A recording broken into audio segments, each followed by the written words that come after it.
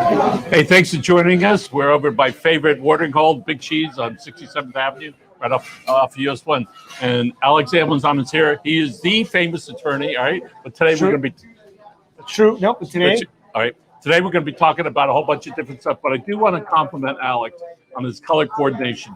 Folks, you'll see he's wearing pink, right? Yep. Is that pink shirt or just this? No, actually it's a short sleeve shirt. I just buy these little parts here, makes it cheaper. And this light blue with the little boxes nice, on it. Right? It's nice. You can tell that I have daughters at home. They take care of me. They buy me a lot of pink outfits. And a coordinated color here, pink with a multi-use water container. It's fantastic. With my Big Cheese water next to it. Listen, we're over here. By the way, can we get a good shot of this?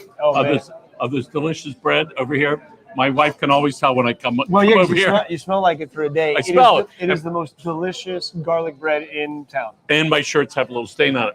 So let's talk about things that are really on people's minds. So what's the number one thing on people's minds right now, Alex? So, I mean, I imagine the number one thing has to be going back to school already next week here in South Florida. I think Orlando already went back to school. And what the heck that's going to mean for our kids. So this is the second full year, right? For the kids have been dealing, and we've been dealing with COVID. Yeah. 2 school years. 2 school years, 3 actual years of school, right? Because then it started last year. So if you were in 6th grade, you've done 6th grade, all 7th grade, and you're about to start 8th grade, and this is still going on. So if you're 10 years old, 10 or 12 years old, right? This COVID experience has been a huge part of their lives. Enormous. Right? Yes, not like you who are over the age of 39, That's right? Where it's a little smaller. But let's talk about this. You have young. Yep, I have 2 young daughters. Right. So how do they process this COVID with the mask and all the discord that's occurring right now? So it's difficult, right? Because what's happening with parents primarily, and what's happening is it's all political at this point, right? It's no science is out the window. People are either tired of it. This has been a year and a half, or it's become so political that now it's about whether or not it's your right to be able to decide what you want to do with your kid versus allowing big government, little government, local government, or the school board to tell you that your child has to do something. And that's what I think has become the predominant argument for most people. If your child is under 12 and unvaccinated. And now what it's become is, are you going to go with science and math that kind of jointly tell you that there's a very, very low likelihood that something significant will happen to your child versus the reality that something could happen, right? And so I think what's happening with what you're seeing is a blast of people saying, I'll decide if my kid goes to school with a mask on or not, versus a bunch of people that said we should all do it in a moment of solidarity to take care of other people, even if it is the 3rd school year that this is happening because the under 12 kids are not vaccinated. So about a little bit over 30% of policemen, right? Yes. Oh, by the way, thank you. Oh my goodness. By the way, I could do this every day if I'm going to get fed while we're doing this. I didn't order anything, but thank you. And I think I saw a video recently where Grant almost choked on one of those. Yes, we did. That's Howard's right behind the scene, running this, make sure we do right. Grant's over there, making sure we behave.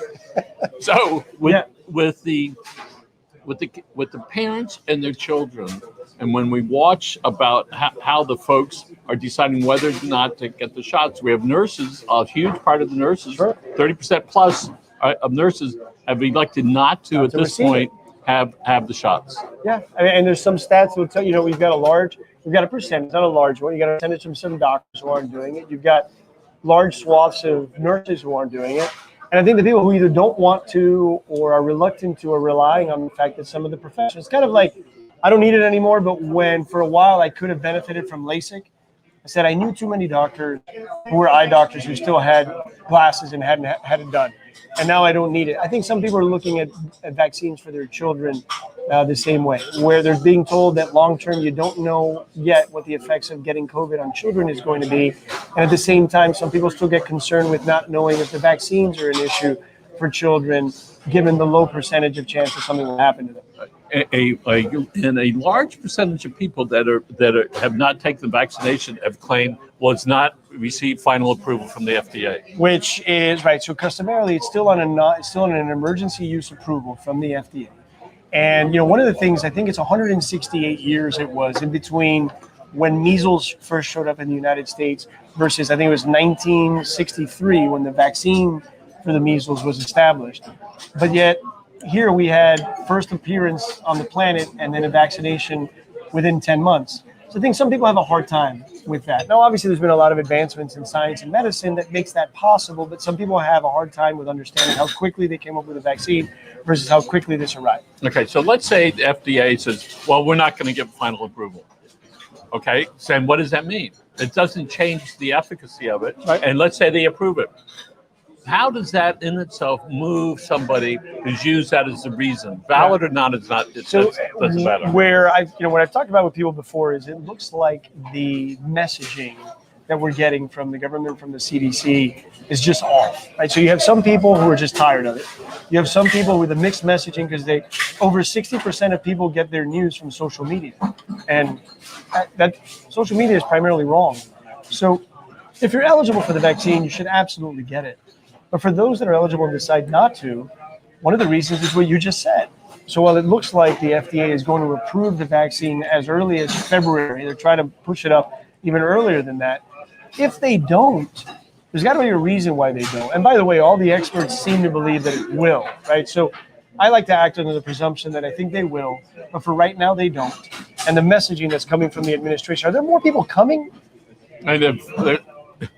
This is unbelievable. How do you stay so slim? This is your average lunch, right? This is fantastic. This is awesome. I'm going to have 2 slices of pizza, a salad with chicken, a couple of garlic rolls, half your pasta. Right. So I think where we're headed is people get angry now. Because if you've decided that you're over the age of 12 and you don't want to get vaccinated, the people who are vaccinated are going to come down. A lot of shaming. I was watching Morning Joe the other day, a show I used to watch. Now I just watch it for 2 minutes, where they called anybody who is over the age of 12 who isn't vaccinated, they just called them idiots. People don't respond well to that. The messaging on what's happening, especially like, Howard, how old are you? He's 21 years old, a healthy, in shape guy. I can understand the answer, whether you are or not, but I can understand 21 healthy deciding I'm not going to do it. Because, but I can understand if you didn't, right? It's your decision. So what's ended up happening is it's become a political conversation because people are looking at the reality that a mandate to have you injected in order to be able, like in New York now, you're going to need to be show a vaccine card to go to a restaurant, to go to a movie, to go to a concert. And it's become political because a lot of this is messaging from Democrats or the left. And that messaging, for example, doesn't really match with the fact that they're not so keen on needing a photo ID to vote. So if I need a vaccine card in order to eat dinner, but I don't need a photo ID in order to vote. So all of this is now making its way around social media, and people are just throwing their hands up in the air and be like, you know what, I'm just going to do whatever I want to do. Okay, let's talk about the cruise lines. They just won a case yesterday where they said you can run your company the way you want and say, if you want to play on our boat, on our ship, you need to show us your card. Yep. So doesn't a business have a right to do that? So I think absolutely. I think within the rights of corporations to decide for themselves whether they want to limit the class of people that can provide them with revenue, right? It's no different than the bakery that was a famous Supreme Court case that decided that they weren't going to bake a cake for a gay couple, and they cited their own religious reasons. I think you run into a situation here where, again, it's become political, right? Corporation requiring something, an invasive procedure in order to limit a class of people from being able. So if you don't have a vaccine, but you want to take a cruise, that you could actually have a private enterprise tell you without the vaccine, you can't cruise. Well, but you know what? I'm a lawyer. At the end of the day, if you put 2,500 people on a ship and 800 of them are not vaccinated and 3 of them bring COVID on the ship, you can cause real actions, real problems. And then it's the corporations that are going to get sued, and the cruise line that's going to get sued for putting people in an environment that enabled them to catch COVID, especially if one of them gets hospitalized.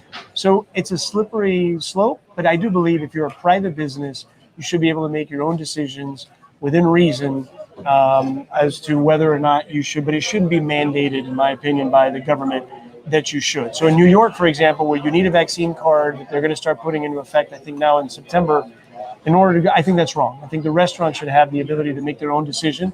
And if you know that the restaurant is not requiring a vaccine card in order to eat there, you can choose not to eat there. And I think it should be that simple. Me too. Yeah. All right. Good. I'm glad we agree. Yeah, finally, on something. Listen, it took a long time, and we finally did it on TV. Okay, so here's the question for you. We're going to move over to the housing crisis that is occurring here in Dade County, perhaps across the country. one about the pricing. All right, Big deal. it is a big deal. All right, what is going to happen here in Dade County to people that can't afford this size home? They're going to wind up getting a smaller home, Yep. right? Because it looks like they're going to be buyers for the big homes without regard to the price. So what you're seeing, and let's keep it to Miami specifically, which is where you and I live, is you're seeing two different things that are happening with an enormous influx of new people and wealth that are coming into town, moving from states, primarily New York, California, and a few other places that are coming here. The high-end homes that are over $1 million, the markets are very low, and people are buying up those homes, taking advantage of low interest rates. At the lower level, listen, we have a real estate practice at my office. It's very robust, that is benefiting a lot from what's currently happening on an influx of buyers. But at the lower end of the spectrum, say under 600,000, under $500,000, there's very little left. When people are being forced with the reality that they may be overpaying for a property, or else they're not going to be able to get into one. And I just had two conversations this morning. One with the client who's looking to buy a lower end unit, who had to put into her contract that she'd be willing to pay $5,000 additional out of pocket if the property didn't appraise. You would have never seen somebody buying a $250,000, $300,000 condo or small home doing that just a year ago. But they have to do that now because, first of all, interest rates are low. So you can justify overpaying $10,000, $15,000, $20,000 because your mortgage payment might be the same as it was 2 years ago at a lower price point. So a year ago, April, the real estate people were really concerned that the market was over. We had, in the first half of last year, we had about a 62% reduction in our real estate practice as everybody just went like this in March. Commercial projects closed down, bank availability of money closed down, people's incomes decreased. We made up for it in the second half of the year after we busted our ass to really kind of find new ways in order to try and generate income and get new clients to come in. But yes, there was a big, everybody just kind of, because you didn't know what was happening. It was unprecedented.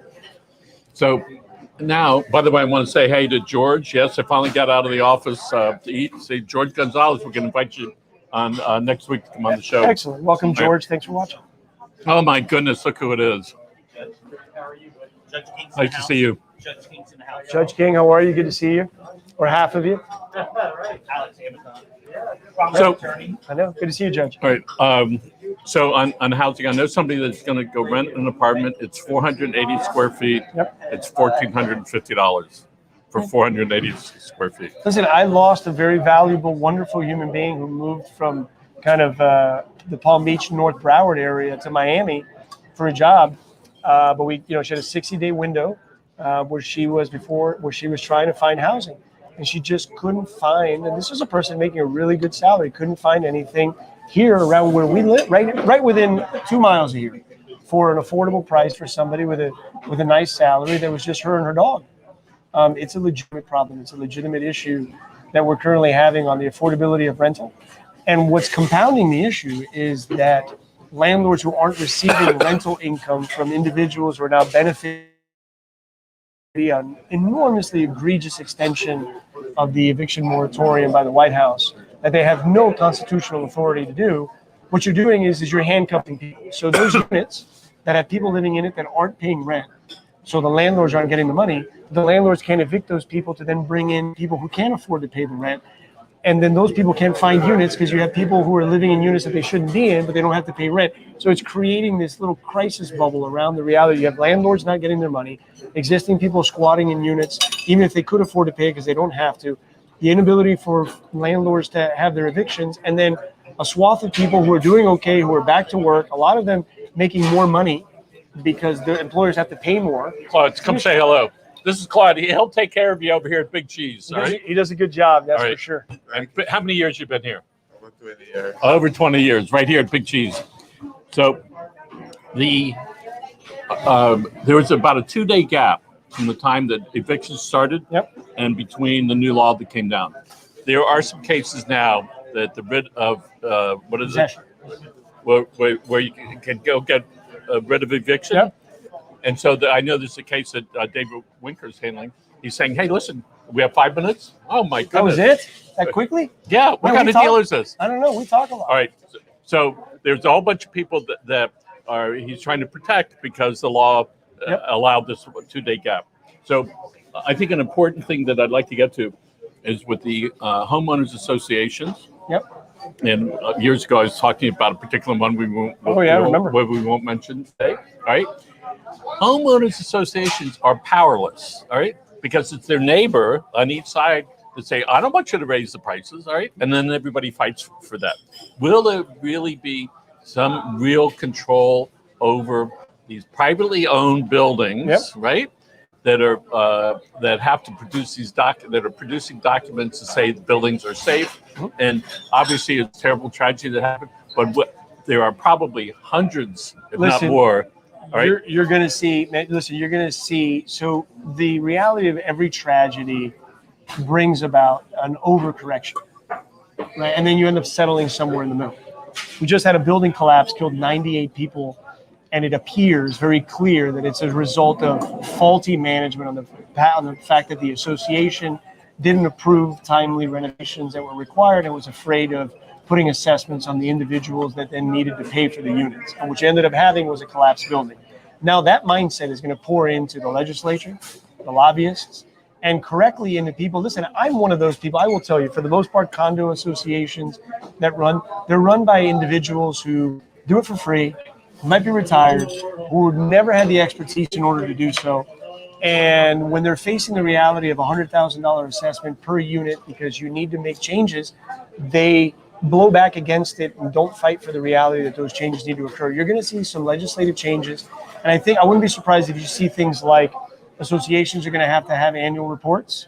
They're going to have to be certified by outside engineers. You're going to have to see more hiring in the Miami-Dade government of inspectors to actually go out to the buildings to do verified certifications and requirements for buildings to be able. We're involved in a litigation right now with a building that I won't name that ignored water intrusion leaks into the rooftop of a building for at least 8 years.